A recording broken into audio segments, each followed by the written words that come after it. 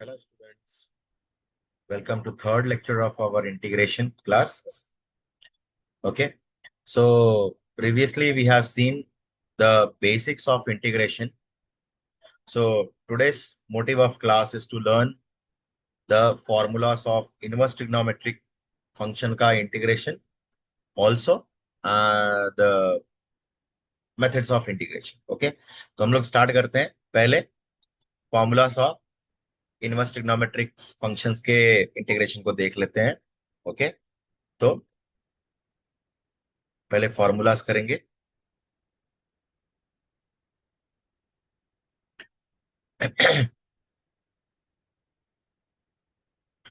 आपको पता है कि derivative of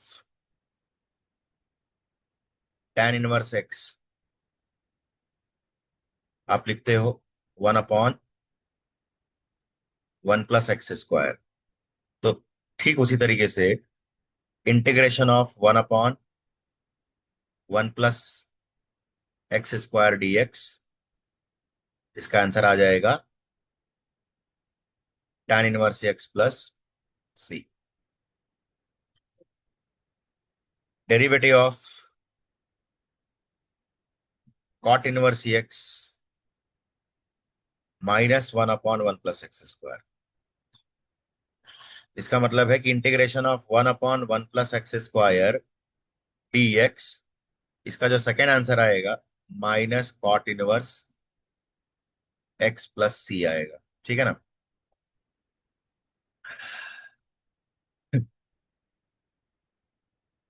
derivative of sorry derivative of sine inverse x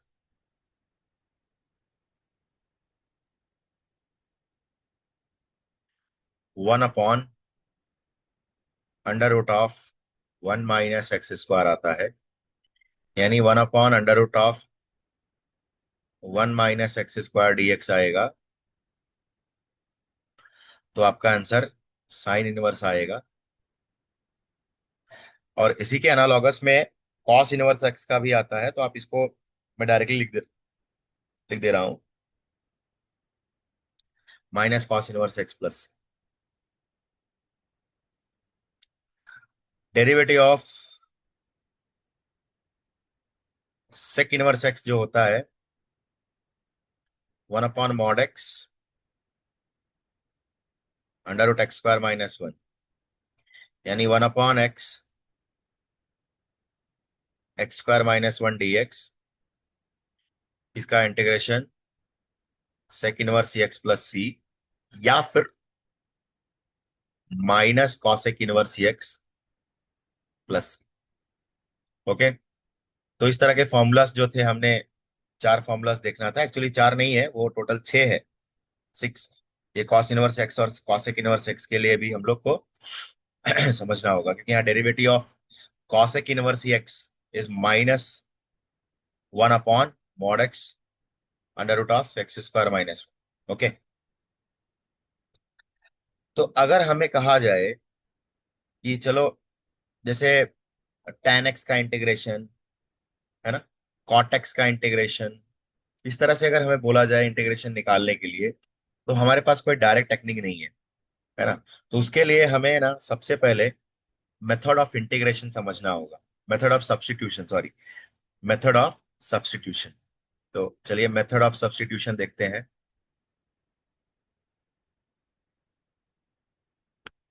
method of substitution, यानी आप यहाँ फंक्शन में वेरिएबल को चेंज करोगे। एक्चुअली इसको एक दूसरा नाम भी बोला जाता है, चेंज ऑफ वेरिएबल। तो मान लो आपको ये i =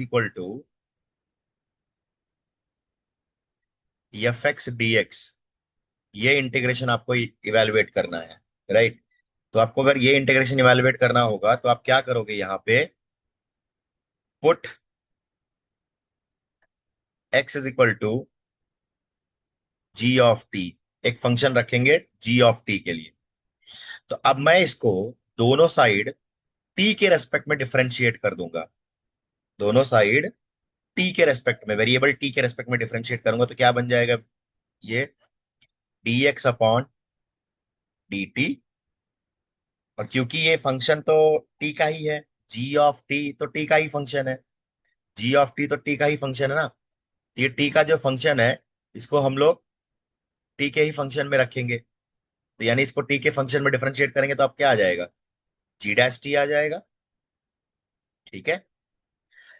अब ये देखिए, ये जो dx अपॉन dt है, एक्चुअली ये रेशियो होता है ना, जैसे कि आपने डिफरेंशिएशन चैप्टर में देखा ही होगा, है ना। तो यहां से dx अपॉन dt, क्या dx की वैल्यू क्या हो जाएगी, g डैश t dt। ये जो ओरिजिनल फंक्शन, जहां पे ओरिजिनल इंटीग्रेशन कर रहे हैं, अब हम इसको लिख सकते हैं I is equal to F of X D X. क्या हो जाएगा दोस्तों, ये एफ ऑफ एक्स की जगह पे हमने क्या डाला था, जी ऑफ टी इंटू, फिर यहाँ पे साथ में dx था, बट dx की जगह पे आपको क्या लिखना है अभी, जी डैश टी डी टी, जी डैश टी डी टी। है ना। तो आपको इस तरह से ये फॉर्मूला जो है आपका तैयार हो चुका है। ओके। तो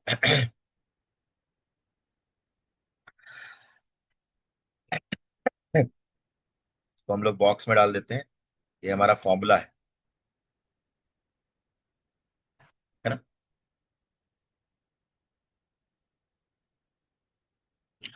ठीक है। चलिए, इसको यूटिलाइज कैसे किया जाए, इस मेथड ऑफ सब्स्टिट्यूशन के ऊपर मैं दो दो लेक्चर्स शेड्यूल करूंगा। मैं दो दो लेक्चर्स लूंगा ताकि हम लोग मैक्सिमम क्वेश्चंस को कर पाए, है ना। जितने ज्यादा क्वेश्चंस के ऊपर फोकस करेंगे, उतना ज्यादा हमें सॉल्व करने के लिए अच्छा होगा। चलिए, जैसे अभी एक एग्जांपल देते हैं। मान लीजिए मुझे बोला गया भैया कि साइन ऑफ एम एक्स को इंटीग्रेट करो। साइन एम एक्स का हमें आंसर क्या आता है, कॉस। साइन एक्स का इंटीग्रेशन क्या होता है, माइनस कॉस। साइन एक्स का इंटीग्रेशन माइनस कॉस एक्स होता है। तो साइन एम एक्स का क्या होगा, तो यहाँ पे हम क्या करेंगे, एम एक्स को टी ले लेंगे। अब वही काम करना है, दोनों साइड डिफरेंशिएट कर दो। तो भाई मेरे एम जो है कांस्टेंट है, कांस्टेंट तो साइड लेगा, तो ये बन जाएगा dx अपॉन dt, और ये t का इंटीग्रेशन, सॉरी टी का डिफरेंशिएशन 1, बराबर। तो यहां से आएगा m dx is equal to dt, बराबर। अब dx की जगह पे क्या आएगा, dt अपॉन m। ठीक है। तो अब यहां से आपका जो इंटीग्रेशन साइन mx है, बेसिकली ये हम लोग फॉर्मूला प्रूफ कर रहे हैं। हम लोग देखा जाए तो एक तरह से फॉर्मूला प्रूफ कर रहे हैं। आप यहाँ लिखेंगे साइन, और mx की जगह पे आप क्या लिखेंगे, अभी आपने t लिया था, है ना, put mx is equal to T. तो ये आपने यहाँ पे t लिखना है, और dx की जगह आपको क्या लिखना है, dt अपॉन m लिखना है, बराबर। तो आप इसको 1 अपॉन m, तो अभी आपका कांस्टेंट है, बाहर निकाल लो, साइन टी dt। ठीक है। तो 1 अपॉन m, और साइन टी का इंटीग्रेशन क्या होता है, माइनस कॉस टी। माइनस यहां लिख लो, कॉस टी प्लस सी। अगले स्टेप में बैक सब्स्टिट्यूशन करो टी का। बैक सब्स्टिट्यूशन यानी टी की जगह पे वापस एम एक्स डाल दो। तो 1 upon -1 upon m cos M X plus C. तो स्टूडेंट्स, इसके बेस पे मैं आपको दो क्वेश्चंस देता हूं एज अ होमवर्क, आप इसको सॉल्व करेंगे ताकि आपको कॉस एम एक्स का इंटीग्रेशन आप निकालिए, सेक स्क्वायर एम एक्स का इंटीग्रेशन आप निकालिए, है ना। जैसे अगर मैं फॉर्मूला एक और देता हूं आपको, based on the this only. हमें अगर ए एक्स प्लस बी का पावर एन दिया रहे, आपने यूजुअली एक्स के पावर एन का आपने इंटीग्रेशन पढ़ा है, लेकिन अगर ए एक्स प्लस बी का पावर एन दिया रहे तब आप क्या करोगे, तो सिंपल है, ए एक्स प्लस बी को आप टी ले लो,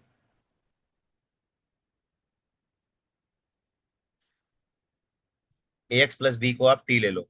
अब आप इसको डिफरेंशिएट करिए, तो ए तो कांस्टेंट है, साइड हो जाएगा, राइट। और डी एक्स और बी का तो डिफरेंशिएशन जीरो बनेगा, बी भाई कांस्टेंट है तो जीरो दे देगा। और यहाँ पे D D X upon D T equal to one. अभी मैं D X upon D T लिख रहा हूँ, मैं आगे जैसे जैसे हम लोग सीखते जाएंगे, ये मैं D X upon D T नहीं लिखूंगा, टी को डायरेक्टली डी टी को यहाँ पे ट्रांसफर करके रखूंगा हमेशा। मतलब आपको धीरे धीरे स्टेप में आगे ही जाना है। तो अब आपका ये जो dx की वैल्यू है, dt यहाँ पे ट्रांसफर हो गया और ये अपॉन a। अब बस आप इसको वापस रख लीजिए, तो आपका ये ax प्लस बी का पावर n dx है। तब आप इसको रखेंगे तो यहाँ पे आएगा t raise to n dt upon a।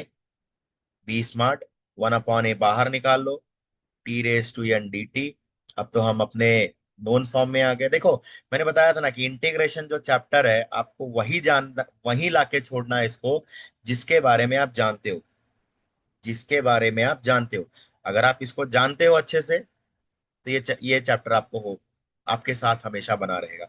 मतलब आप अगर जो चीजों को आप तोड़ मरोड़ के कैसे भी प्रॉपरली स्टेप्स के साथ, है ना, अगर आप इसको नोन फॉर्म में लेके आते हैं, तो ये चैप्टर में आपको क्वेश्चंस करने के लिए बहुत आसानी हो जाएगी। हालांकि नोन फॉर्म्स में लाना एक बहुत बड़ा चैलेंज होता है ना।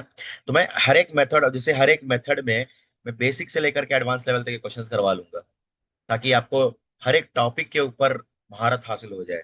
जैसे बेसिक सब्स्टिट्यूशन मेथड के ऊपर हम लोग कम से कम नहीं कुछ तो 30 क्वेश्चंस ऑलमोस्ट ट्राई करेंगे, 30 to 35 क्वेश्चंस केवल इसी टॉपिक के ऊपर, मेथड ऑफ सब्स्टिट्यूशन के ऊपर। जेई मेंस के भी और जेई एडवांस के भी ट्राई करेंगे अगर मिला तो, है ना। जेई मेंस के तो पक्का ही है ही। जेई मेंस में आप देख सकते हो, उसमें आपको क्वेश्चंस मिल जाएंगे मेथड ऑफ सब्स्टिट्यूशन में। तो हम लोग एक दो दो तीन लेक्चर इसमें आने लेते हैं, ताकि हमारा क्वेश्चंस अच्छे से बनता रहे। मेथड ऑफ सब्स्टिट्यूशन के ऊपर अच्छे से प्रैक्टिस करना है, फिर मेथड ऑफ फिर पार्शियल फ्रैक्शन के ऊपर अच्छे से प्रैक्टिस करना है, फिर आपका इंटीग्रेशन बाय पार्ट्स के ऊपर अच्छे से प्रैक्टिस करना है। इनइक्वालिटीज बहुत लंबा चैप्टर है, स्लोली जाएंगे, स्टडी जाएंगे। और मैं आपको एक सजेशन आपको ये भी दूंगा कि आपको एनसीईआरटी के बुक को आपको अच्छे से करना है। अगर आप एनसीईआरटी के स्टूडेंट हो तो आपको एनसीईआरटी बुक को करना है। अगर आप बोर्ड लेवल स्टेट बोर्ड के स्टूडेंट्स हो तो आप स्टेट बोर्ड के बुक को सॉल्व करेंगे। अगर आप आईएससी के हो तो आप आईएससी के बुक को सॉल्व करेंगे। क्वेश्चन सब में अवेलेबल है। एनसीईआरटी वाले जो है एग्जाम्पलर भी सॉल्व करना चालू करेंगे, ठीक है। चलो, टी रेस टू एन, अब तो ये आप जानते ही हो, T raise to N plus one upon N plus one plus C, बराबर। तो वन अपॉन ए, टी की जगह पे आप क्या डालेंगे वापस, A X plus B whole power N plus one upon N plus one plus C. देखिए स्टूडेंट्स, मैंने ये पिछले वाले जो एग्जांपल मैंने साइन एमएक्स लिया, तो इसमें एक क्वेश्चन ले लेता हूं ताकि आपको समझ में आ जाए कि जैसे अगर मुझे कोई बोला कि सर साइन 5x का इंटीग्रेशन क्या होगा, फटाक से आंसर लिखना है। अब आप बता सकते हैं यहाँ पे साइन 5x का क्या, m की जगह क्या है, 5 है, तो इसका फाइनल आंसर क्या आया था, -1/m, यानी -1/5 cos 5x, है ना। तो ठीक है। अब जैसे अगले क्वेश्चन में अगर आपको दिया जाए कि A X plus B power N, तो अगर मान लो आपको बोला जा रहा है कि 3x - 4, है ना, पावर 15, इसका इंटीग्रेशन बताओ। तो डायरेक्ट आंसर 1/a, ए की वैल्यू यहाँ पे कितनी है, 3, तो 1/3, 3x - 4, 15 में क्या हो जाएगा, 15 + 1 16 अपॉन 16 प्लस सी, फाइनल आंसर 1/48, है ना। 3x - 4 power 16 plus C. तो इस तरह से आपका ये क्वेश्चन जो है सॉल्व हो जाएगा, है। आपके प्रैक्टिस के लिए एक क्वेश्चन एज अ होमवर्क।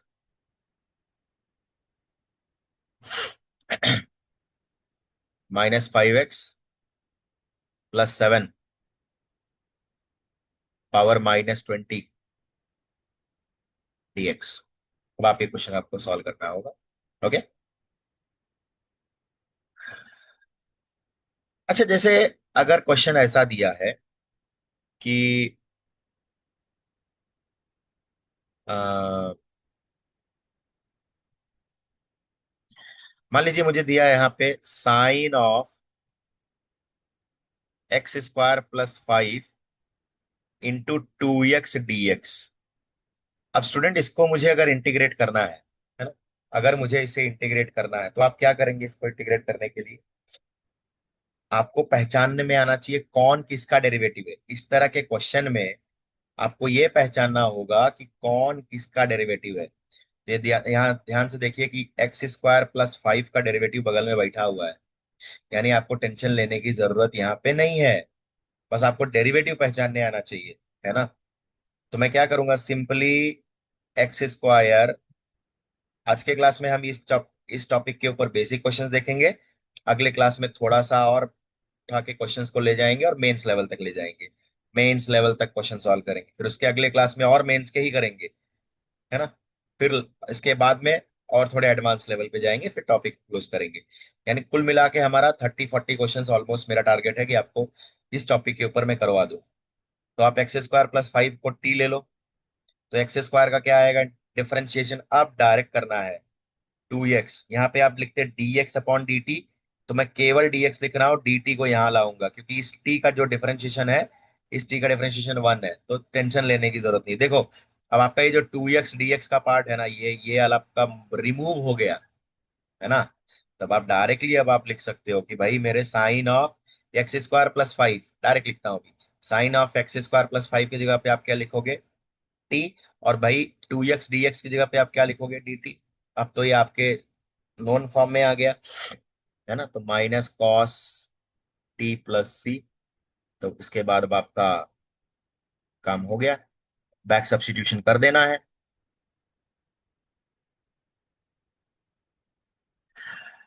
अगर इसी तरीके से अगर क्वेश्चन में ऐसा दिया रहे कि भाई इंटीग्रेशन ऑफ fx और उसका पावर n दिया रहे, है ना, अगर उसका पावर n दिया रहे और बगल में उसका डेरिवेटिव बैठा रहे, तो आपको कुछ नहीं करना है, सिंपल से आपको उसके फंक्शन का पावर n+1 बढ़ा करके, n+1 बढ़ा करके डिवाइड करके c लिख देना।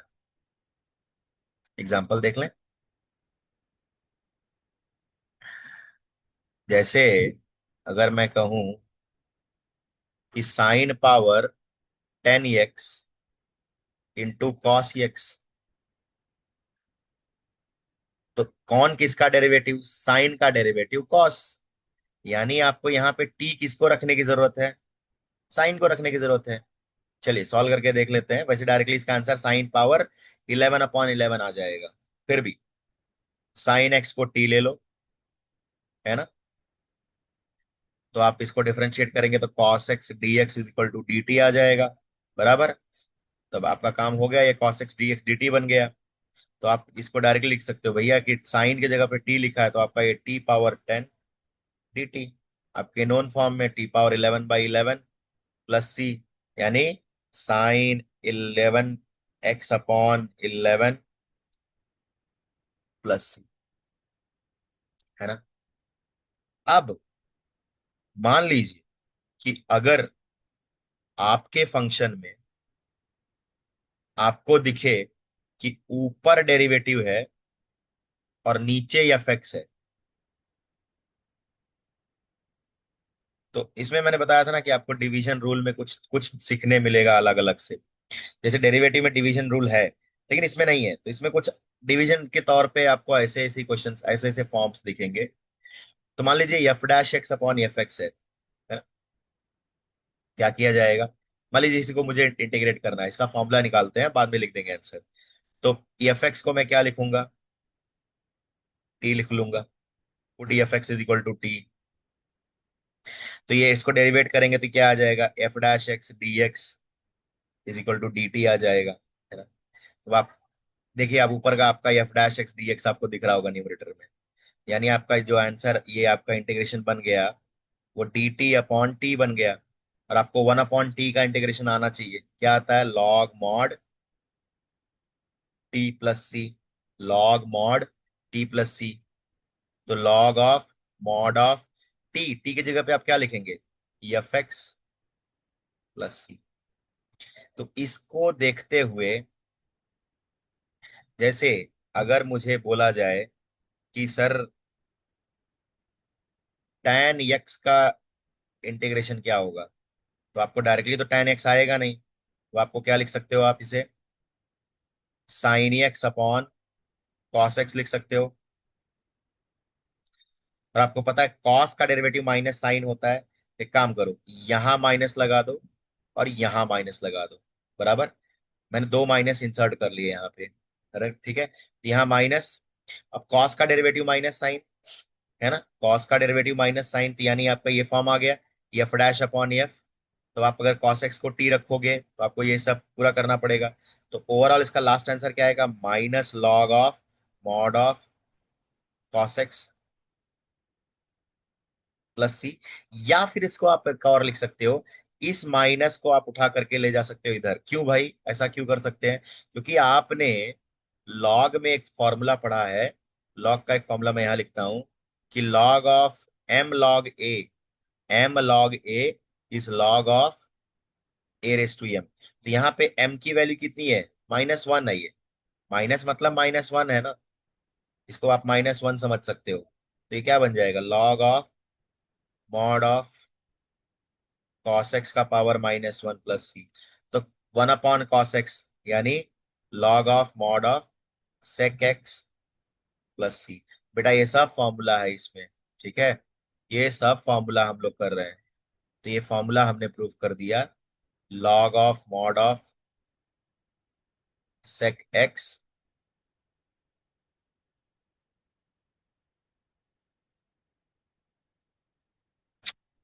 सॉरी,